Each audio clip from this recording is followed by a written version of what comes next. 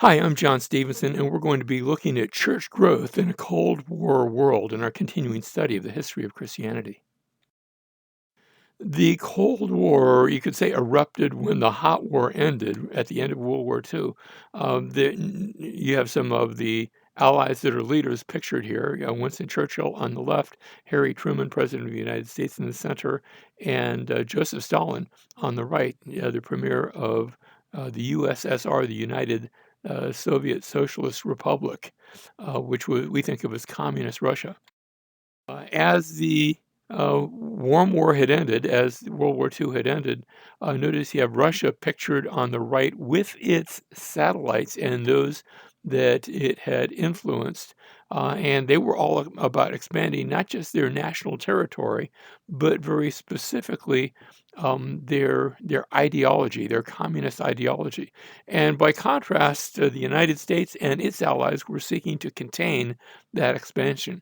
This made for something of an undeclared and at times declared conflict between the two. The post-World War II settlements had involved, notice you have the USSR on the far right, but then countries like Poland, Czechoslovakia, Romania, Bulgaria, and notably Germany had been divided into East and West. The ideologies were not just that of capitalism versus communism, but also Judeo-Christian values versus that of an atheistic system. The form of that communism had taken, both in the USSR and later on in communist China, would be that of an official stance of atheism, where churches were closed down, priests were arrested. It became illegal to own a Bible, and we're going to talk about that a bit about the end of this class. Churchill delivered his famous Iron Curtain speech, in which he said, "An iron curtain has settled over Eastern Europe," and that became a way of describing this separation between Western versus Eastern Europe.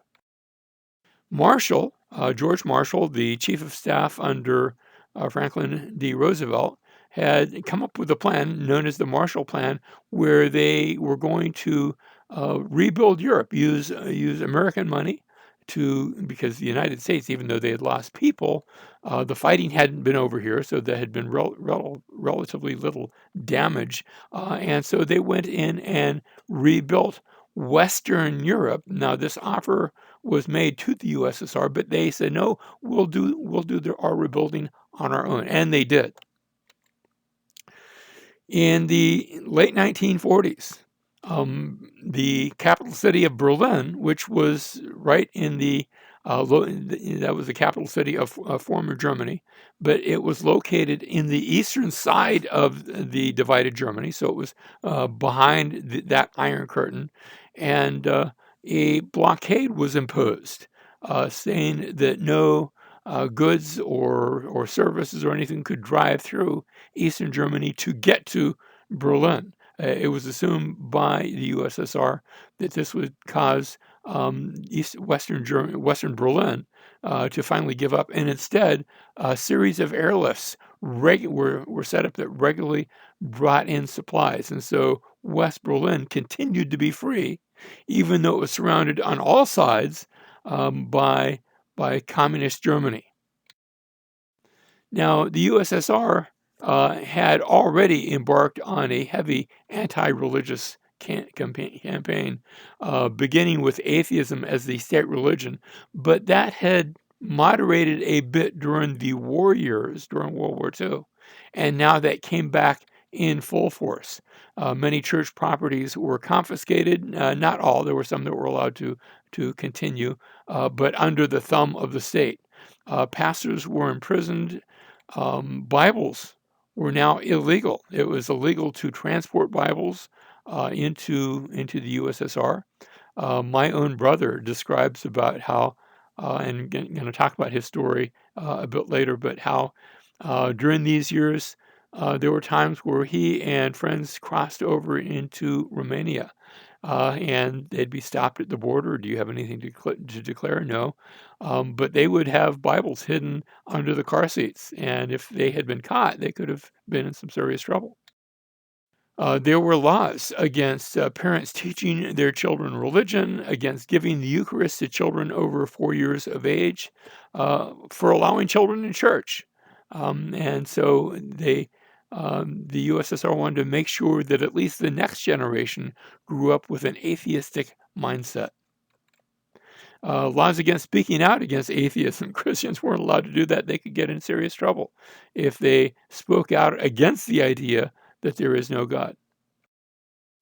Now, meanwhile, in the West, you have the explosive growth of the church. Well, in fact, we could call this the affluent church because you're going to see a great deal of affluence in the Western post world. That doesn't mean everybody gets rich, but it means that there are a greater number of wealthier people, percentage-wise, than ever before. The baby boomers becomes a byword. I'm from that generation known as the baby boomers, as men came back from overseas from having fought in World War II, and now a lot of babies began to be born, including myself and my younger brother. I have an older brother that was born actually. Um, older sister and older brother were actually born during the time, and my older brother right after World War II. Um, but you have this whole generation now that sees a great surge in population. This is a period of what we call the suburbanization of America, where instead of the cities and the farms, you have these places that are outside the cities. Sometimes people are commuting. Sometimes they're just living in these outside suburban areas, not actually a city, but no longer out in the country. Um, the suburbs now become a thing that was unknown in previous eras, in previous ages. American democracy versus communist atheism, and now the church begins to become.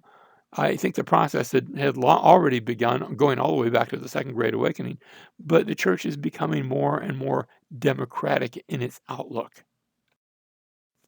Now, Fulton Sheen was a Roman Catholic bishop who comes out in the late 1940s, early 1950s, as there's a new technology called television. And he comes out with a weekly television show entitled Life is Worth Living. It was actually aired on Tuesday evenings opposite the Milton Berle show. Milton Berle was a popular comedian, and yet he noted that his ratings were being cut considerably by people who were instead watching Fulton Sheen in his show. Of course, he's Roman Catholic, so he's espousing Roman Catholicism, and yet he would do so in a moderate way that was designed to encourage a lot of different people, not necessarily just Roman Catholics, who would watch and hear. Notice he's Roman Catholic, but he's not heavily pushing that agenda. Instead, it's more devotionals from the Bible, and it encourages quite a number of people. In fact, quite a number of people become Roman Catholic, not just from Protestant circles, but from circles that were largely unreligious, that hear him and are influenced by him. Billy Graham also becomes well known beginning in this era. He was a Southern Baptist minister, and he begins to hold evangelistic crusades. He's working with a group called Youth for Christ, and he's known for crossing both denominational and eventually racial lines as well. Where he would come to certain cities and they said, well, we're going to have a crusade, we're going to have a big giant meeting, but no blacks are going to be allowed. And he took the response. He said, well, in that case, I won't be there. and so they had to change their policies on racial discrimination, at least while he was there. And that was a good thing. And even though he was Southern Baptist, he didn't preach the the Southern Baptist message per se. He didn't say, I'm only talking to you if you're a Southern Baptist. Rather, he sort of came across as just an evangelical. And when I say evangelical, I mean a gospel preaching. That's the evangelical part, a gospel preaching preacher. And mainly focused upon the preaching of salvation, although he did talk about contemporary issues, but he emphasized a personal relationship with Jesus Christ, and he would call people in the old tradition of the Second Great Awakening and Finney to walk down the aisle and respond in a physical way as they placed their faith in Jesus as their Lord and Savior, and people did that, and a great many people's lives were touched as a result. Indeed, he became something of a pastor and counselor to various presidents of the United States, and his arena of ministry became international, doing crusades not only in the United States but in other countries throughout the world. And so he became, in a sense, the worldwide evangelist of his era. He encouraged ecumenicism, that is, encouraged people to transverse across denominational lines. And this is going to be one of the things that lead to a growing ecumenical movement. So let's talk about this as they move toward religious unity. Christian ecumenicism. Now, notice that's versus religious pluralism. Religious pluralism says we're just going to hold all religions equal. This wasn't doing that. It wasn't saying yes, you can. It was saying you can have your denominational distinctives, but let's find ways to work together across those denominational lines. Vatican II is going to be moving in that general direction. We'll talk about Vatican II in just a moment. The anathemas at Vatican II were rescinded. Anathemas that said, if you're not Roman Catholic, then a curse be upon you. Things that had been put in place against the Protestants, and that's rescinded in Vatican II. Pope John Paul II visits the patriarch. Now, this is much later. Of the Romanian Orthodox Church in 1999, the first time such a meeting had taken place, and they agreed that we're not. Remember how when the church has split into Roman Catholic versus Eastern Orthodox, way back in 1054 A.D. They had said anybody that's part of that other church, they're cursed and going to hell. They rescinded that and they said no. They don't actually say we didn't mean it, because obviously they did, but they said we're backtracking that's not the case anymore. The World Council of Churches is formed in 1948, another part of this ecumenical movement made up of Protestant, Independent, and Orthodox, at the time, not the Roman Catholic Church, but the Eastern Orthodox churches. However, political issues began to arise, and it becomes a format of not just working together for spiritual purposes, but also for political issues. And so there becomes some issues about Israel and Arab and Palestinian rights, and not everybody's on the same page about that. Also, there were those that wanted to support communist rebels in various countries where they were seeking to spread communism, not just by word of mouth, but by rebellion against those governments. It did result in a facilitation of dialogue between different denominations, but there were those that said they're playing too much in politics, and they're undergirding, they're actually cutting away from religious beliefs, and so there were those that had serious problems with the World Council of Churches.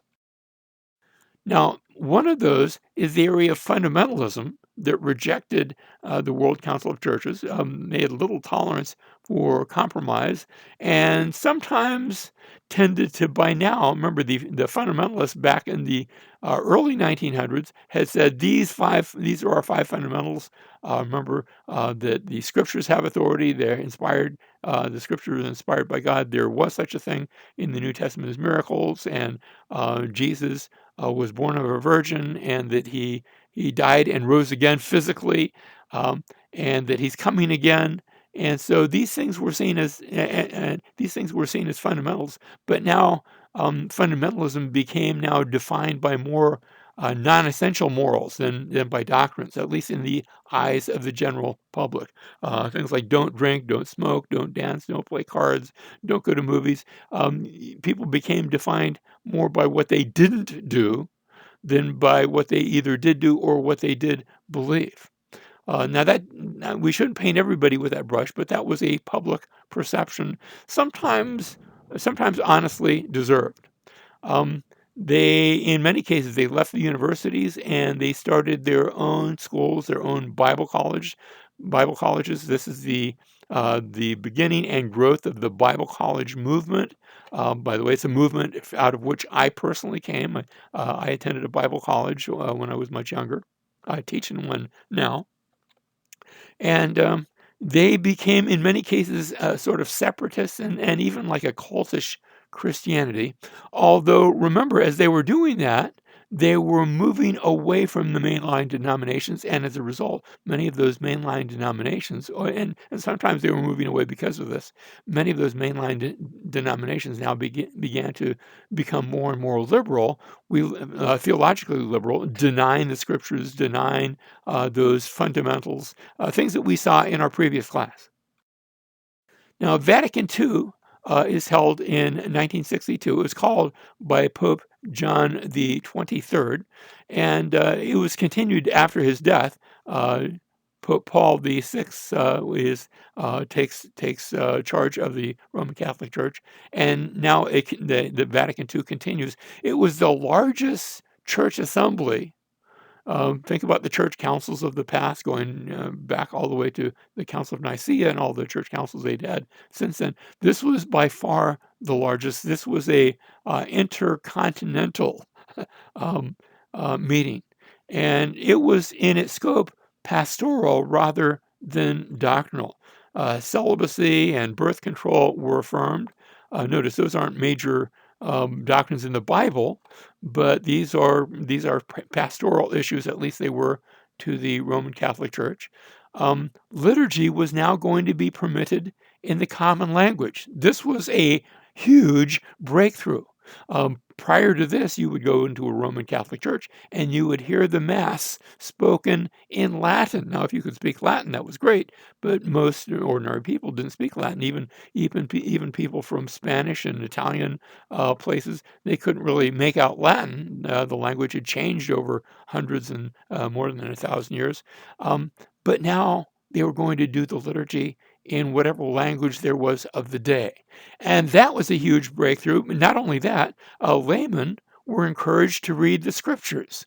My mother was brought up Roman Catholic prior to Vatican II. And I remember her telling us about how when she was a little girl, she was told by the priest, don't go reading the Bible. You weren't supposed to read the Bible if you're a Roman Catholic, because if you do, you'll end up believing something other than what the church teaches. By the way, I think that was a true prophecy. But now laymen were encouraged to read the scriptures. And let me just say, as a result, I have a number of Roman Catholic friends who read the scriptures, who saw salvation by grace through faith there.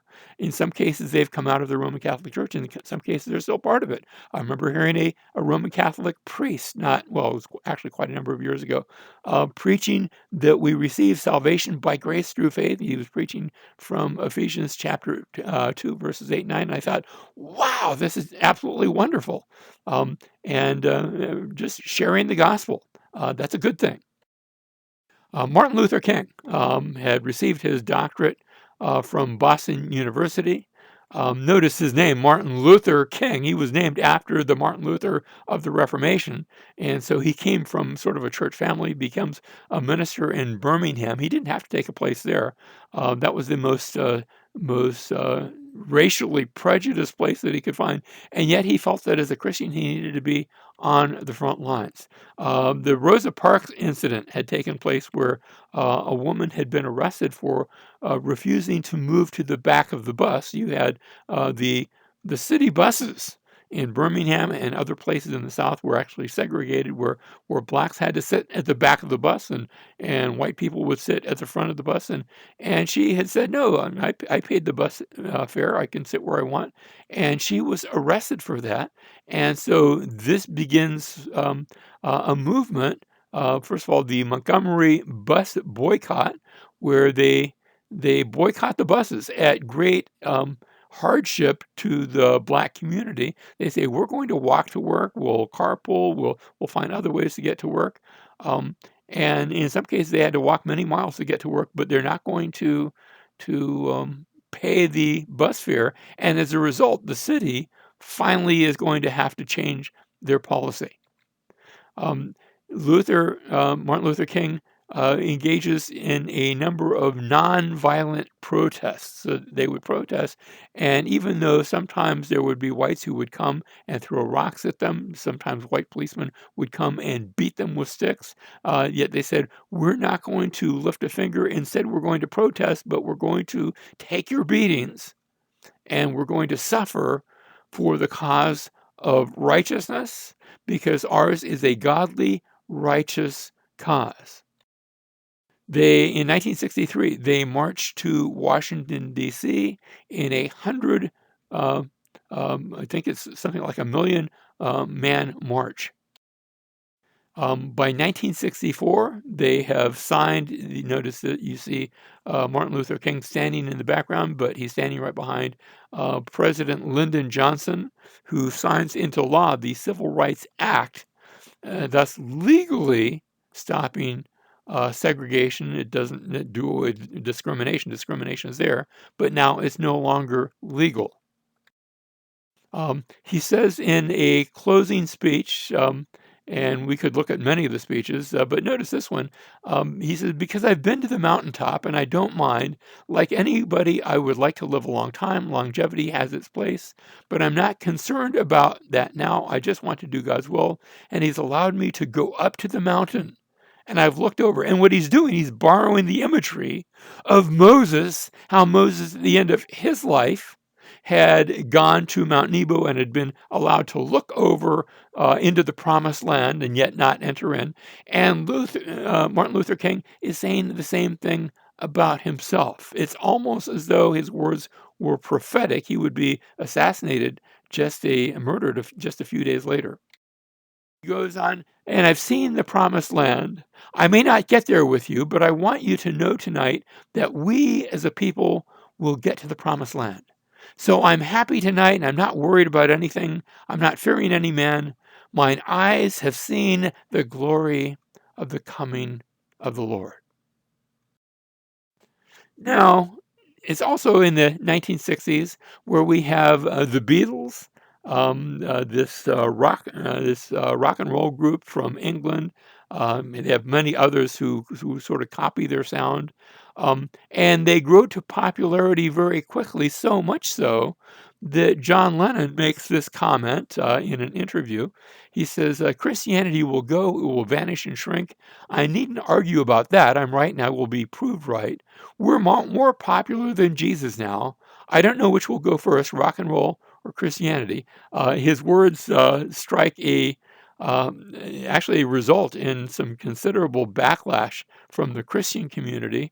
By the way, he himself is murdered a few years later.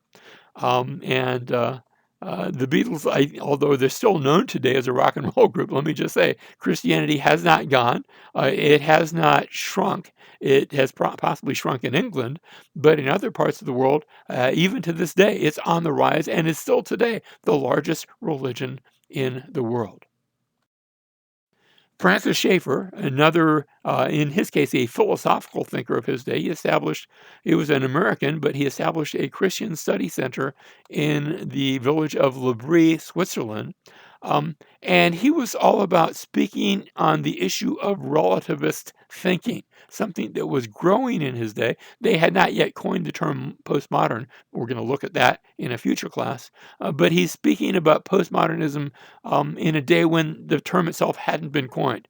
And he he brought people to see Christianity as what he called true truth, that it really happened, that it's not just an idea, it's not just that it's true to you, but not true to me. He says that it's so true that if you had been able to go back in time to Israel in the year 30, what was it, 33 AD, whenever it was, that you could have gotten a splinter in your finger from the cross because it was real. It was really there. Another figure from this era is Teresa, Mother Teresa of Calcutta. Born in Macedonia, she became a Roman Catholic nun and traveled to India, where she served the untouchables. She felt a call to serve the poor that took her outside the convent. And so she would go and deal with those who were sick and dying. She became well known when Malcolm Muggeridge wrote a book called Something Beautiful for God that focused on her life and ministry. And she became very well known, sort of a byword, and spoke out. She became something of a spokesperson for reaching out to the poor.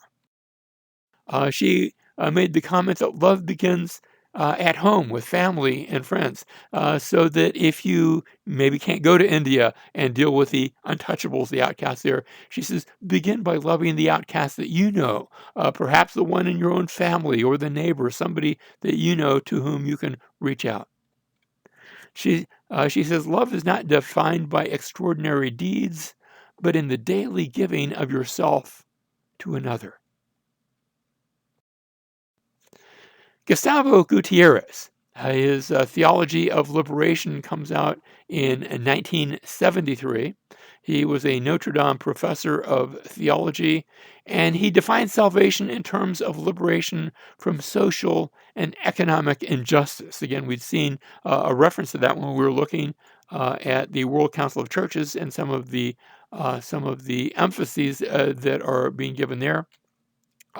He brings about what he sees as a Marxist approach to Christianity. The Roman Catholic Church reins him in a rather forceful way. They say, you're going too far. He says, he invites people to read the Bible from the perspective of the poor. Now, I don't think that's a bad idea at all. I think of my friend and associate, Dr. Asa Arturo, who actually did his doctoral dissertation on readings of the Gospel of Luke, and he would probably pull in Acts as well, because he's. But to look at the Gospel of Luke from the viewpoint of the poor. He's actually written some both dissertation, but also some more recent articles that have made it into the Journal of Evangelical Theology, just a month or so ago, on that perspective, and that's a good thing. But that doesn't mean he's Marxist or communist in his theological outlook. He looks at the Joseph narrative, and looks at that through some very compelling eyes, where he says, well, Joseph went and made slaves of the Egyptian. Remember how Joseph does this as the prime minister, and he says, so Joseph is actually the villain of the story. Now, I don't think we're supposed to read that in the biblical story. Joseph is the villain. And about how Moses liberates them. Well, Moses may have liberated the Israelites, but he doesn't liberate the Egyptians. So I think that Gutierrez is seeing things maybe through some glasses that he's placed on, some theological and political glasses, and he's not seeing them the way that the scriptural writers themselves would have us see the scriptures. Solomon, likewise, is pictured as something of a villain. Now, there you might actually have a more balanced approach, because Solomon does some things that perhaps shouldn't have been done. But his building approach, he actually engages and brings prosperity into Israel. At a later date, the prophets would look at Solomon's day as one of the golden ages of Israel. But remember, Solomon is seen as the Pharaoh's son-in-law. And it's true that he does take an Egyptian bride, and probably shouldn't have done that, but he's not necessarily following in the Pharaoh's footsteps when he does this. And of course, there is forced labor. There is forced labor under Solomon. So again, there are some valid points, but he is trying to build a political ideology from these narratives. Of course, Rehoboam comes along, and the nation divides. Rehoboam is being asked for a tax break, and he says, "No, I'm not going to do that." And so they rebel and they move away from Rehoboam. But notice what they do is they develop kings of their own.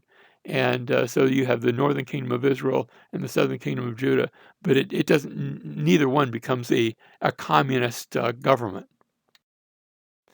He also looks at the story of the rich man and Lazarus, and here I think is a valid point. We should look at the story of the rich man and Lazarus, and that we should realize that affluence can be a great problem for Christians in a materialistic culture. Remember, the rich man received the law, and as a result, he goes to hell, and Lazarus, he receives heaven. Now, Pope John Paul II, we're going to see in just a moment. He's the first non-Italian pope that they had seen in many, many, many hundreds of years. He had come from Poland, a country that had come up, that had been taken over by the USSR and heavily influenced as one of those buffer states of what they called the Warsaw Pact. And so he had seen communism firsthand. And when he becomes pope, he reins in Gustavo Gutierrez. Says, "No, you thoroughly missed the mark of what communism really says, because I've grown up in communism." And he reins him in and calls him back. Now, at a later date, Pope Benedict the 16th, the one who was Pope, and we'll look at him in a future class, but he praises liberation theology. Of course, he can do this from a later vantage point, for its ideal of justice, even though if its practical approach might not have been too practical, for its rejection of violence, because it does reject that, and on its focus upon the needs of the poor, because those are focuses that we should have, that the Christian church should take. But on the other hand, Benedict charged liberation theology with seeing the Messiah as a temporal versus a spiritual leader. Jesus didn't come to overthrow Rome or to overthrow governments or economic ways of doing things. He came to bring in a spiritual kingdom, and for their support of Marxist rebels. Even though they weren't engaged in violence themselves, they were supporting those who were. Um, Against the stance of people against all hierarchy, because there are certain governments, and the idea of government, the idea of hierarchy is something that is supported in the scriptures. Now, to change gears away from the Roman Catholic Church, I want to look at Chuck Smith. Born in 1927, he founds the Calvary Chapel, which eventually divides and becomes a entire Calvary Chapel denomination. They don't like to refer to themselves as a denomination, so sometimes I refer to them as a non-denomination denomination. They are Pentecostal in their origins, so tongue speaking, although they don't do that within the church meeting. And they integrated with the Jesus People movement. There were a number of people that were hearing about Jesus in the hippie generation of the late 1960s, and they were becoming Christians, but they just didn't fit into the local church. And Chuck Smith says, "Well, yes, come on in," and he invites them in. It's very accepting. You don't have to dress a certain way. You don't have to cut your hair a certain way. Come in and love Jesus and be with us. He had a very rolling commentary style of preaching where he'd say, let's go to this Bible passage and let's look at this verse, and next let's just go to the next verse and see what that says, and let's go to the next one after that. And so he would be preaching people through the Bible. As if you were in his church, you'd actually want to have a Bible there with you, because he's just going to walk you through different passages of the Bible on a verse by verse format. You can't go too wrong with that. I don't necessarily agree with all of his theology, but I like his approach to the Bible. Just preaching through the Bible, and that was a good thing. Now, we're entering the era of the televangelists. I mentioned Fulton Sheen, but he's going to give rise to a number of others. Jimmy Swaggart is one. Jim and Tammy Baker are another. But in both cases, they end up with some very serious moral failings. In Jimmy Swaggart, it was a sexual failing. In Jim and Tammy Baker, eventually it comes out that there was some of that as well, but they actually had engaged in some very nefarious business practices. They were selling sort of a Christian timeshare sort of thing, but overselling, and not a lot of care to their financial integrity. And so Jim Baker actually ended up going to prison for that. Tammy divorced him and took up with another husband. And so it did not present a very wholesome picture of how Christians ought to act. In fact, being a televangelist almost became a byword for being a cheat and an adulterer. Oral Roberts, not quite on the same page with that. He was a charismatic, and by charismatic, a tongue-speaking Pentecostal televangelist. Started Oral Roberts University, a university that's still going today, still quite respected. Claimed that God would call him home. This is in 1987, unless he raised $8 million by March. When the $8 million didn't show up by March, he said he changed that to the end of the year. I remember at the time I didn't have anything against him, but I rather secretly hoped a little bit that he wouldn't get the $8 million, not because I wanted to see him die or because I didn't want his ministry to succeed, but I just wanted to see what would happen if he didn't really get the money by the end of that time. I guess eventually he did.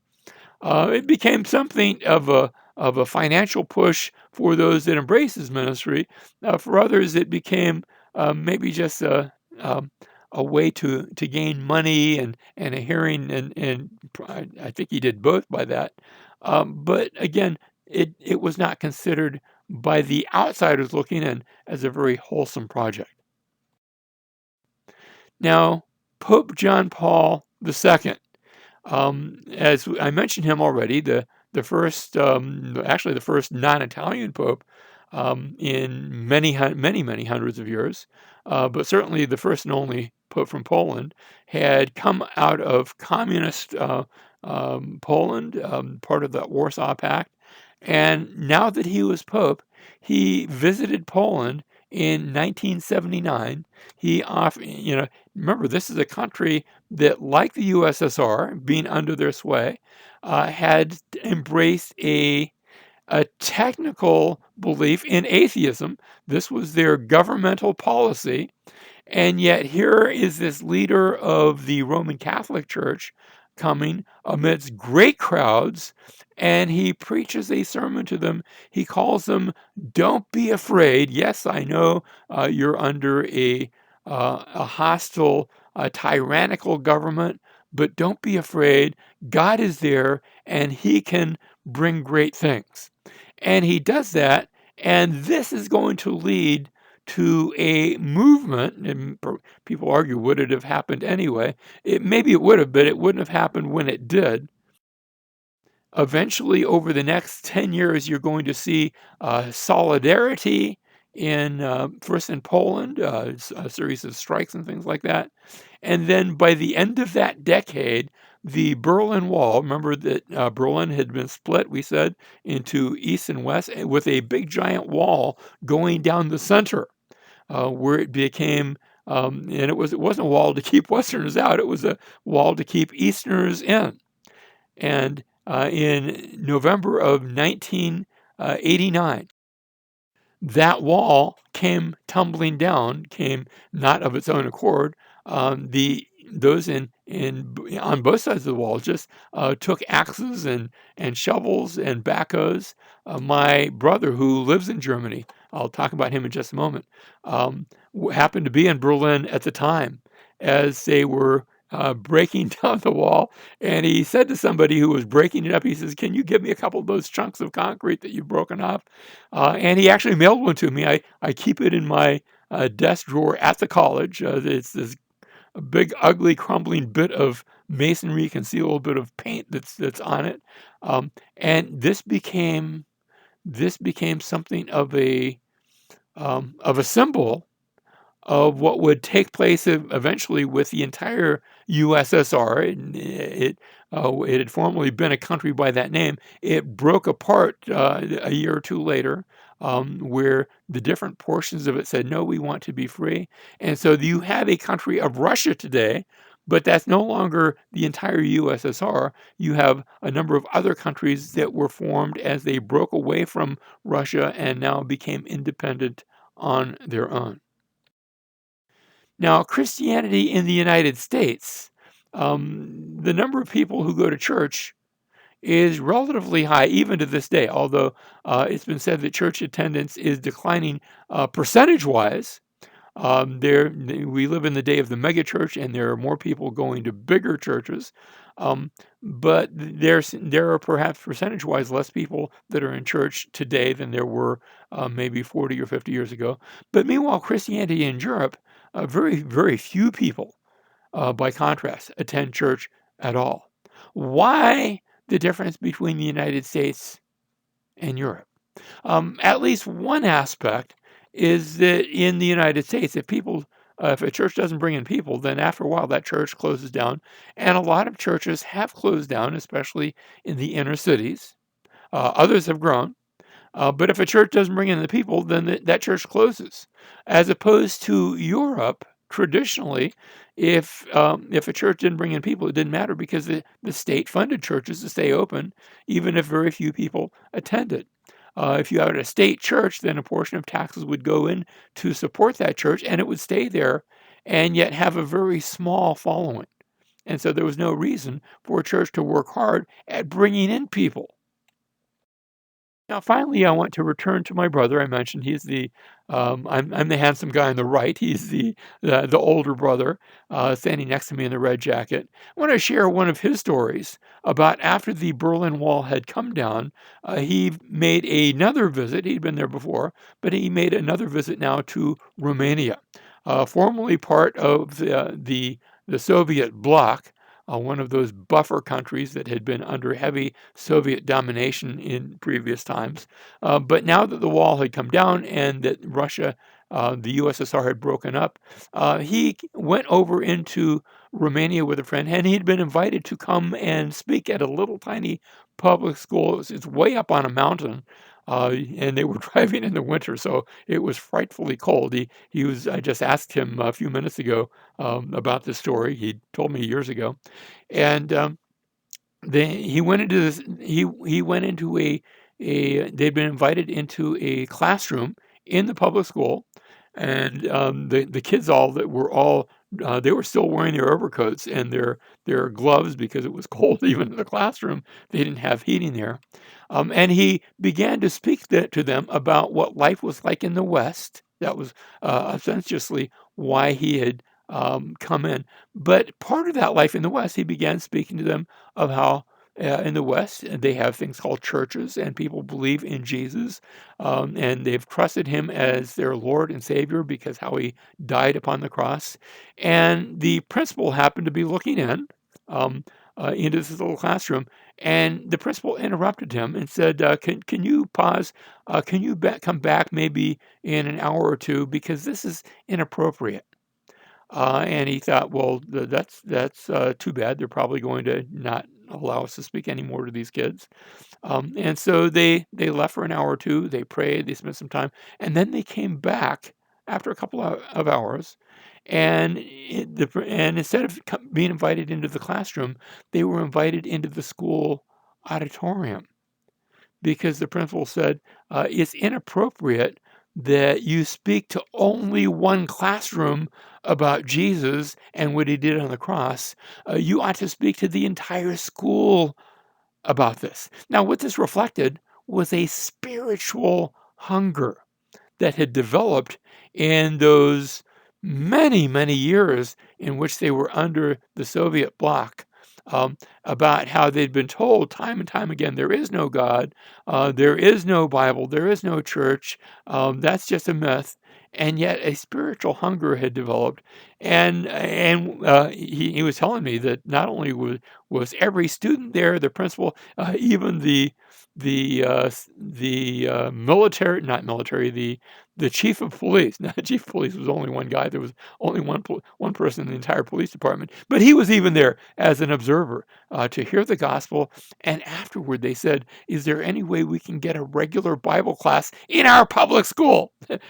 And so they contacted a local pastor from the area who would make it. He would drive so far as his car would let him drive, depending on the time of the year, because up on a mountain, sometimes the snow sort of hems him in. And then he would walk the rest of the way to give a regular Bible class at the public school.